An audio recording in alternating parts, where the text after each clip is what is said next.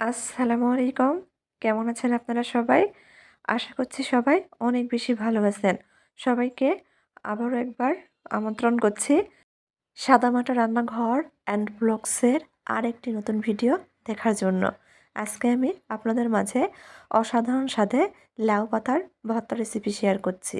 এইভাবে লাউ পাতার ভর্তা তৈরি করলে খেতে কিন্তু অসাধারণ লাগবে। মাছ মাংসর স্বাদকেও কিন্তু হার মানাবে।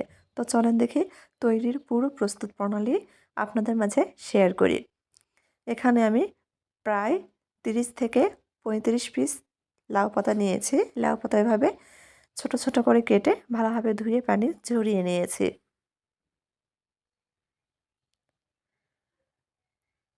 সাইডে রেখে দিব। চুলার উপর চুলার উপর ফ্রাই প্যান বসে দিয়েছি। দিয়ে দিচ্ছি 2 টেবিল চামচ পরিমাণ তেল।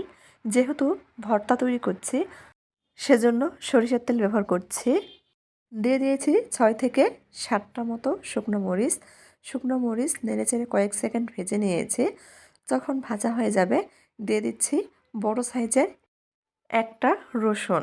রসুনের কোয়াগুলো আমি খুলে মাঝখানে কেটে নিয়েছি। রসুন সহ শুকনো মরিচ কিছুক্ষণ ভেজে নেব। কিছুক্ষণ ভাজা হয়ে গেলে এখানে দিয়ে দিচ্ছি 4 থেকে 5টি কাঁচামরিচ। কাঁচামরিচ মাঝখান থেকে ভেঙে দিয়েছে। কিছুক্ষণ ভেজে নিব। ভাজা হয়ে গেলে এখানে হাফ কাপ পরিমাণ পেঁয়াজ কুচি দিয়ে দিচ্ছি। পেঁয়াজ কুচি সহ কিছুক্ষণ নেড়েচেড়ে ভেজে নেব। তবে এর থেকে বেশি পেঁয়াজ কুচি ব্যবহার করলে ভর্তাটা কিন্তু খেতে মিষ্টি লাগবে। সেক্ষেত্রে খেতে ভালো লাগবে না। পেঁয়াজ যখন নরম হয়ে আসবে, যখন ভাজা ভাজা হয়ে যাবে, ঠিক এ পর্যায়ে দিয়ে দিব হাফ কাপের একটু বেশি পরিমাণ ধনিয়া পাতা কুচি। তার আগে অবশ্যই পেঁয়াজ মরিচ ভাজা ভাজা করে নিতে হবে। আমি আজকে যেভাবে আপনাদের মাঝে ভর্তা রেসিপিটি শেয়ার করছি, এভাবে ভর্তা তৈরি করলে কিন্তু তীব্র গরমেও নষ্ট হয়ে যাবে না। আর ভর্তাটা খেতেও কিন্তু ভীষণ ভালো লাগবে। পেঁয়াজ মরিচ ভাজা হয়ে গেছে। দিয়ে দিচ্ছি হাফ কাপের চেয়ে বেশি পরিমাণ ধনিয়া পাতা কুচি। ধনিয়া পাতা সহ কিছুক্ষণ ভেজে নেব।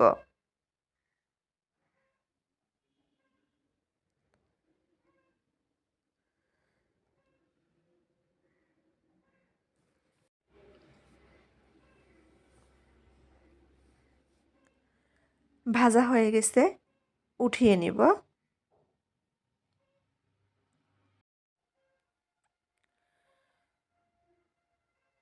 উঠিয়ে ঠান্ডা করে নেব।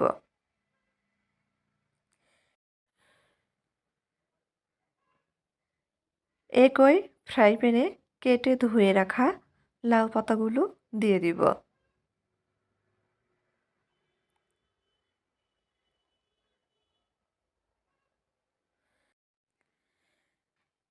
সম্পূর্ণ লাউ পাতাটাই একেবারেই দিয়ে দিচ্ছি। লাউ পাতা যখন কমে যাবে এখানে আমরা স্বাদ মতো লবণ দিয়ে দিব। আমি কিন্তু প্রথমে লবণ ব্যবহার করিনি। প্রথমে লবণ দিলে বেশি হয়ে যেতে পারে। দেখেন লাউ পাতা প্রায় কমে গেছে। এখন দিয়ে দিচ্ছি স্বাদ মতো লবণ আর সামান্য পরিমাণ পানি। পানি কিন্তু কোনোভাবেই বেশি দেওয়া যাবে না। এখানে আমি 2 থেকে 3 টেবিল চামচ পরিমাণ পানি ব্যবহার করেছি। যেহেতু লাউ পাতা সেদ্ধ করার সময় লবণ দিয়েছি, পাতা থেকে বেশ অনেকটাই পানি বের হবে। এই পানি দিয়েই খুব ভালোভাবে লাউ পাতা সেদ্ধ হয়ে যাবে। দেখেন লাউ পাতা অনেকটা কমে গিয়েছে, প্রায় কিন্তু সেদ্ধ হয়ে গেছে।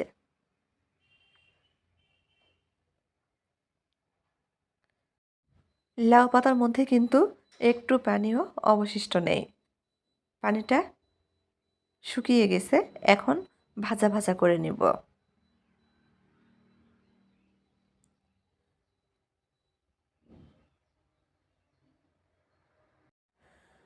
খুন্তিতেই আমি এভাবে একটু ছিঁড়ে ছিঁড়ে দিচ্ছি, এতে করে কিন্তু বেটে নেওয়ার সময় বেশ সুবিধা হবে। আমি বেশ কিছুক্ষণ সময় নিয়ে ভেজে নেব।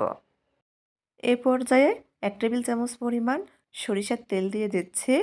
চুলার আঁচ কমিয়ে রেখে একটু সময় নিয়ে লাউ পাতাগুলো ভেজে নেব। একেবারে ভাজা ভাজা করে নেব।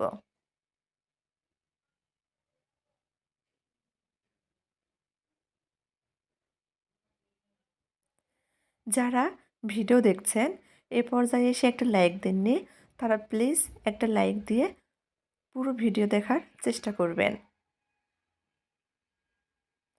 বেশ কিছুক্ষণ সময় নিয়ে লাউ পাতাগুলো ভেজে নিয়েছি। ভাজা হয়ে গেছে, চুলাটা বন্ধ করে দিব। খুব ভালোভাবে ঠান্ডা করে নেব। ঠান্ডা করে নিয়েছি, এখন একটা ব্লেন্ডারের জারের মধ্যে উঠিয়ে নিচ্ছি। আমি আজকে লাউ পাতাটা ব্লেন্ডারে ভর্তা করে নিব, কোনো প্রকার পানি ছাড়াই। আপনারা চাইলে কিন্তু শিলপাটায় বেটে নিতে পারেন। এখন দিয়ে দিব আগে থেকে যে পেঁয়াজ মরিচ ভেজে রেখেছিলাম, পেঁয়াজ মরিচ রসুন ধনিয়া পাতা সেগুলো দিয়ে দিচ্ছি। এখন খুব ভালোভাবে পেস্ট করে নেব। আমি কিন্তু কোনো প্রকার পানি ছাড়াই বেটে নিয়েছি। দেখেন, কোনো প্রকার পানি ছাড়াই খুব ভালোভাবে বেটে নিয়েছি।